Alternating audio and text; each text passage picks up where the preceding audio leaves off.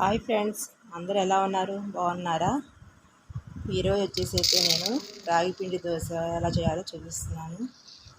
ఏం లేదండి, ముందు మినపప్పు నానేసుకొని గ్లాస్ వేసుకొని నానేసుకొని కడిగేసుకొని వాటిని మిక్సీ జార్లో వేసుకొని మిక్సీ పట్టేసుకోవడమేనండి.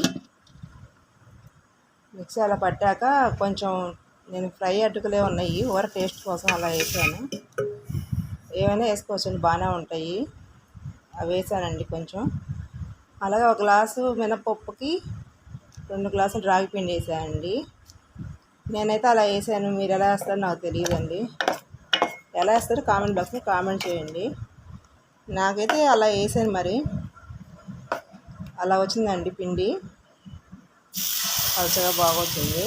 దోశలు కూడా చాలా బాగున్నాయండి. ఆయిల్ ఎక్కువ వేయలేదు, కానీ అది అలా అటుకులు వేయడం వల్ల ఆయిల్ లాగా అలా కనిపిస్తుంది. దోశ అటుకుల వల్ల అలాగా వస్తుంది అన్నమాట. అలా బాగా వచ్చింది, చాలా బాగా వచ్చింది. మళ్ళీ ఇంకోసారి ఇంకో దోశ వేస్తున్నాను అట్లాగే.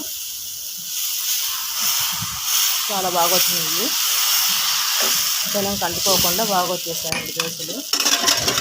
నేనైతే మామూలుగా వేరుశనగపప్పు చట్నీ అలా వేసుకోవచ్చు, అంటే ఏ కర్రీ ఉన్నా వేసుకోవచ్చు, బాగానే ఉంటుంది. ఆకుకూర పప్పు అయినా వేసుకోవచ్చు. నేనైతే చపాతీకి చేసిన కర్రీ ఉంటే ఆలూ కర్రీ అది వేసుకున్నానండి దోశలోకి. చాలా బాగుంది. థ్యాంక్ యూ అండి, ఇలాగ సపోర్ట్ చేయండి.